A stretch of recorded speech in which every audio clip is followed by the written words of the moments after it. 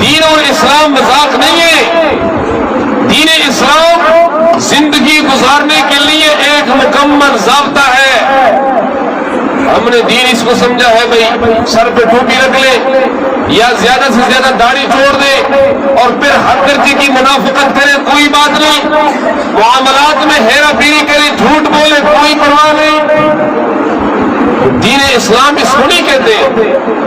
دین اسلام میں ایک ایک پل, ایک ایک لمحے اور قدم بقدم اللہ تعالیٰ کے احکامات متوجہ ہے. کچھ نادان لوگ کہتے ہیں کہ دل صاف ہونا چاہیے, کوئی داڑھی رکھنے کی ضرورت ہے, دل صاف ہو.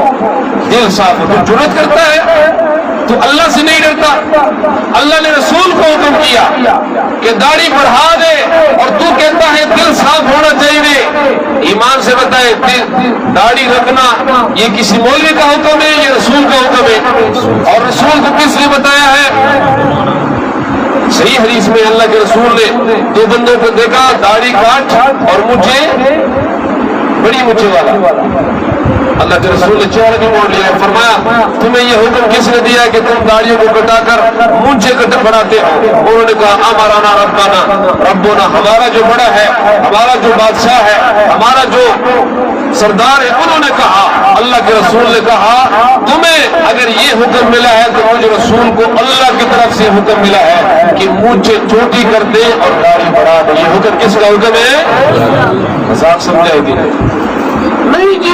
دین دا سے نہیں داتا سوچ سنگ بیان ہوئے دا سمولیانو دین خراب کرے. علماء پر اعتراض کرنے کے لیے الفاظ وہ جو آج تک کسی نے سنے نہ ہو. بعض اوقات ہم کسی مجلس میں بیٹھ جاتے ہیں, جب کسی بات موضوع پہ بات چلتی ہے ایسے عجیب انداز سے دلائل کے انبار بندہ لگاتا ہے, بندہ خود حیران ہوتا ہے کہ اپنے علم پہ شک ہوتا ہے میں نے کچھ نہیں پڑھا یا شاید انہوں نے. اور اگر مسئلے مسائل پوچھنے کہ انسان کے وجود میں زائد بالوں کی حدود کیا ہے, کدھر سے کاٹنا کدھر سے نہیں کاٹنا, جس کی وجہ سے نماز مکروہ ہو جاتی ہے. بخدا کتنے لوگوں کو پتہ ہوتا ہے, یہ اپنے غریبان میں سمجھے. دین کو مذاق نہ بنائے. اور یہ اہم مسئلہ ہے. اللہ نے فرمایا ہے اپنے کلام میں جس میں ذرہ برابر بھی شک نہیں. رب کائنات نے فرمایا میرے بندو سن لے, ومن اعرض عن ذکری, جو آدمی میرے ذکر سے, قرآن سے, اللہ کی یاد سے, اللہ کے دین سے اعراض کرے گا.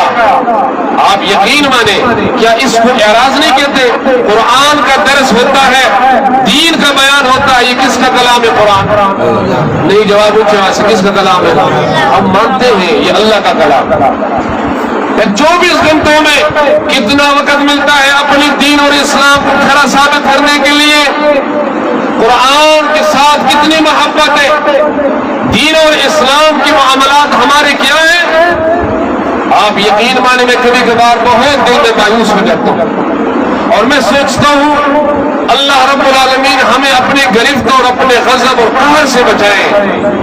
آپ یقین مانے آج دنیا جس نہج پہ ہے, معاشرہ جس رستے پہ ہے, بخدا اللہ کی قسم اٹھا کے کہتا ہوں یہ قرآن میرے سامنے ہے, جس روش پہ یہ مسلم معاشرہ چل پڑا ہے یہ خالصتاً اللہ کے عذاب کو دعوت دینے کی بات ہے.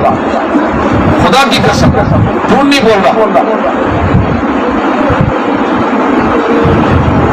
فرائض بندہ ادا کرتا ہے, سنت ادا کرنے کی توفیق ہی نہیں ہے. کیوں؟ دین ہے نا, اسلام ہے, یہ اللہ کا حکم ہے, یہ رسول کا طریقہ ہے. کیوں جی فرض تھی نہیں؟ فرض نہیں جی, بالکل نہیں جی. قمیض بھی فرض نہیں, نکالو نا قمیض بھی نکالو, پھر اس طرح تجھے اپنی عزت کی پڑی ہے, رسول کی عزت کا احترام نہیں ہے. کیوں؟ دین کو ہم نے بخدا صرف مذاق سمجھا ہے. اور یہ میں درد دل بیان کر رہا ہوں, خدا کی قسم یہ کوئی جذبات نہیں, یہ کوئی جذبات نہیں. یہ اس لیے میں کہہ رہا ہوں کہ اللہ کا واسطہ دین کو پہلے سنو, دین کو سمجھو, دین کے مزاج کو سمجھو. دین ہم سے مطالبہ کرتا ہے, اس دین کا ہم سے مطالبہ ہے شریعت کا حکم سنے. جس عورت کی جس بچے کی ولادت ہو رہی ہو, یہ مسئلہ ہے شریعت کا, سنے. آپ نے دین تمہارا سخت ہے استاد جی مہربانی تمہارا سخت خبر جیب کی گیر دین تمہارا سخت ہے شیخ رائے